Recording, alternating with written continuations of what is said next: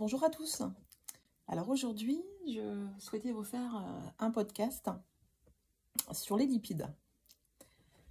Donc je voulais vous parler des lipides, qui font partie des macronutriments avec les glucides et les protéines. Et aujourd'hui, j'ai choisi les lipides car elles sont nécessaires en fait au quotidien, comme tous les autres macronutriments.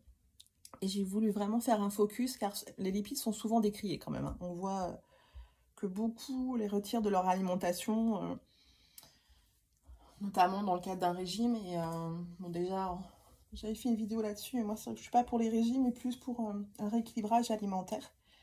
Mais notre organisme a vraiment besoin de lipides au quotidien, puisque nos cellules, en fait, sont en amont de nos tissus et nos organes, et nos cellules sont composées essentiellement de gras. Donc, la nécessité de bien nourrir ces cellules pour être en bonne santé. Donc ici, l'objectif, c'est pas de faire un cours de nutrition, mais pour moi, c'était important de vous rappeler pourquoi c'est important de consommer les lipides et sous quelle forme. Et également, quels lipides existent en fait. Alors pour la petite histoire, en fait, dans les temps anciens, les huiles étaient utilisées un petit peu comme des vertus thérapeutiques. Les Chinois l'ont utilisé, l'huile de serpent. Et la France a utilisé il y a vraiment de nombreuses années l'huile de foie de morue pour l'eczéma et le rachitisme. Donc là, l'objectif, c'est de voir la fonction des lipides, en fait. Quelles sont les répercussions sur notre corps et comment ce qui existe aussi en tant que lipides et comment consommer au quotidien. Alors déjà, à quoi servent les lipides? Donc en fait, c'est déjà un isolant thermique, donc en termes de régulation de température. C'est également une réserve énergétique pour la reproduction et l'allaitement. En fait, pour que maman tombe enceinte et que bébé soit en bonne santé, il faut un minimum de gras, donc pour la reproduction et l'allaitement. C'est ce qui fait, malheureusement, quelquefois, que certaines femmes qui sont trop minces, en fait, n'arrivent pas à avoir d'enfants. Et le corps est intelligent, en fait. Voilà, il faut un minimum de gras pour pouvoir tomber enceinte. Donc, les lipides les plus énergétiques, ce sont surtout les oméga 3, parce qu'elles sont oxydables. Et elles rentrent dans nos mitochondries. Donc, nos mitochondries, ce sont nos centrales énergétiques, en fait. Les lipides aussi permettent d'absorber les vitamines liposolubles, donc les vitamines A, D, E, K, et elles servent également au transport d'œstrogènes dans le sang. Et comme je l'ai dit tout à l'heure aussi, elles composent nos cellules, puisque nos cellules sont composées pratiquement que de gras. Les lipides sont également précurseurs de nos hormones sexuelles, précurseurs de certains neurotransmetteurs, précurseurs aussi du coenzyme Q10 qui est essentiel au métabolisme. Donc comme vous le voyez, les lipides ont quand même plusieurs fonctions importantes pour notre santé. Et n'oublions pas non plus l'aspect gustatif au niveau du palais quand même. Ça redonne du goût aux aliments. Donc il faut garder aussi le plaisir de manger. Donc quand on parle de lipides, il y a plusieurs mots qui peuvent venir, comme les triglycérides. C'est ce que vous trouvez quand vous faites une biologie. Pour vulgariser, en fait, ce sont vos réserves d'acides gras. Oui, les lipides, c'est acide gras. Le cholestérol en fait également partie. Et malgré sa mauvaise réputation, il est essentiel à notre santé. Parce qu'il sert de socle de récepteur. Et malheureusement, il arrive que certains végétaliens manquent de cholestérol, ce qui a quand même un impact à long terme sur la santé. Donc, qu'est-ce qui existe comme lipides? Donc, vous avez les acides gras saturés, les acides gras monoinsaturés et les acides gras polyinsaturés et les acides gras trans. Donc, c'est important que l'on puisse voir la différence. Donc, les acides gras saturés, ils sont plutôt d'origine animale. Donc, on les retrouve dans le beurre, le fromage, la crème fraîche, l'huile de coco, l'huile de palme et aussi donc, dans la viande. Donc, ils sont solides à température ambiante. Ils sont plus difficiles à brûler. C'est ce qui fait que ça reste dans le tissu adipeux, qu'on les stocke. C'est ce qui fait que quand on a trop d'acides gras saturés, on a du mal à maigrir. Et de plus, en excès, ça rend la circulation sanguine plus visqueuse. Et une mauvaise circulation aussi des globules rouges au niveau des capillaires et ça ralentit la neurotransmission. Ensuite, vous avez les acides gras monoinsaturés, donc qui font partie des insaturés. Donc, ce sont les oméga 9. Donc là, ça provient surtout des plantes. Donc, on peut nommer l'avocat, l'huile d'olive, certaines huiles végétales et certaines graines.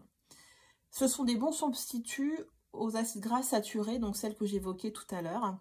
Elles sont plus stables à la chaleur et plus faciles à métaboliser. Ensuite, vous avez les acides gras polyinsaturés, donc qui proviennent des plantes et de la mer, donc avec les oméga 6 et les oméga 3. Donc pour les oméga 6, on peut citer par exemple l'huile de tournesol, les œufs. Ceux-ci sont plus flexibles. Par contre, en excès, ils sont pro-inflammatoires, peuvent provoquer des allergies, mais aussi des risques cardiaques. Ensuite, vous avez les oméga 3. Donc, les oméga 3 sont importants car notre corps ne les fabrique pas. Donc, ce qui veut dire qu'on doit les apporter par l'alimentation. Et ce qui est important aussi, c'est qu'il y a une cascade en fait qui fait que ça se transforme en EPA et DHA. Donc, par contre, elles sont plus sensibles à la chaleur. Donc, ça veut dire que tout ce qui est oméga 3, il faut éviter de les cuire. Mais par contre, l'avantage, c'est qu'elles sont plus combustibles, donc elles donnent plus d'énergie. Donc, on retrouve ça dans tout ce qui est huile, hein, huile de colza, huile de lin, les graines de chia, par exemple, les graines de lin broyées, les végétaux verts et tous les petits poissons, en fait, en bas de la chaîne alimentaire, comme le hara, le maquereau, le sardine, les anchois. Alors, il y a aussi le saumon, mais c'est vrai que là, on monte dans la chaîne alimentaire, donc on va tomber dans les poissons un peu plus pollués, on va dire. L'avantage des oméga 3, c'est qu'ils sont anti-inflammatoires, anti-allergiques. Ils baissent aussi la stéatose hépatique. Enfin, voilà, il y a vraiment plus d'effets aussi, mais là, je vous donne les principaux. Et les derniers acides gras que je n'ai pas encore évoqués, donc ce sont les acides gras trans, qui eux sont des graisses synthétiques, donc c'est-à-dire qu'il y a un processus pour les rendre solides à température ambiante. Donc eux, en fait, ce sont vraiment des acides à éviter puisqu'il n'y a aucun avantage pour notre santé, donc c'est tout ce qui est industriel quelque part. Donc les acides gras trans, c'est la margarine, toutes les huiles qui sont cramées, parce qu'à partir du moment où vous faites chauffer une huile et qu'elle crame, ça devient un acide gras trans. Donc c'est pour ça, même si vous achetez des gâteaux où c'est marqué huile de colza, n'importe quelle huile, en fait, de toute façon, à partir du moment où ça a été cuit à haute température, ça devient un acide gras trans. Donc on les retrouve aussi dans tout ce qui est le poulet, les chips, les biscuits, les biscottes, les pâtes feuilletées, la viennoiserie, les fritures, enfin voilà, tout est très large à ce niveau-là. Donc ça augmente l'agrégation des plaquettes. Il y a un lien qui a été fait avec les cancers, notamment le cancer du sein. Ça baisse la sensibilité de l'insuline. Ça augmente aussi tout ce qui est facteur maladie cardiovasculaire. Et ça inhibe tout ce qui est développement cérébral chez l'enfant. Donc avec tous ces oméga, tous ces acides gras, comment s'y retrouver en fait? Donc, alors le constat aujourd'hui, c'est que nous consommons trop d'acides gras saturés, donc on consomme beaucoup trop de viande, beaucoup trop de produits laitiers, trop d'oméga 6 également. Donc l'huile de tournesol par exemple, c'est vrai qu'on a fait beaucoup de marketing, mais il y a des pro-inflammatoires. Et donc, on ne consomme pas assez d'oméga 9, donc tout ce qui est huile végétale, les graines, l'avocat, et tout ce qui est huile et petits poissons gras, enfin, et tout ce qui est huile de colza, par exemple, enfin, tout ce qui est huile oméga 3, en fait, hein, et tout ce qui est poisson gras. Donc, en fait, dans tout ça, ce qu'il faudrait, c'est trouver un juste équilibre, parce qu'il faut savoir que dans la journée, au quotidien, 20 à 30% de notre énergie doit provenir des lipides. Et le reste, c'est des glucides, en fait, et des protéines. Donc, il y a une part importante qu'il ne faut pas omettre, en fait. Donc, comment trouver le juste équilibre? Eh bien, c'est éviter au maximum les acides gras trans.